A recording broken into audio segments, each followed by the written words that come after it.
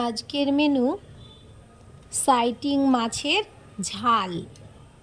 এর জন্য আমি কিছু সাইটিং মাছ ভালো করে কেটে ধুয়ে পরিষ্কার করে নিয়ে লবণ হলুদ মাখিয়ে নিয়েছি এবং তারপরে আমি কড়াইতে তেল গরম করতে দিয়ে আমি ভালো করে ভেজে নিয়েছি। এর মধ্যে মশলা হিসাবে আমি সেরকম কিছু দিইনি, একটু ভাজা জিরে, সর্ষে আর একটু লঙ্কাটা বেশি করে দিয়েছিলাম। ঝাল মানে তো একটু ঝাল বেশি চাই। আর পরিমাণ মতো লবণ আর হলুদ দিয়ে মশলাটা দিয়ে কষিয়ে মাছগুলো ছেড়ে দিয়ে ভালো করে ফুটিয়ে নিয়ে মশলার যে একটু জল থাকে সেটাই দিয়েছিলাম, দিয়ে ভালো করে ফুটিয়ে নিয়ে গা মাখা মাখা করে নামিয়ে নিয়ে গরম গরম ভাতের সাথে পরিবেশন। সে যে কি তৃপ্তি!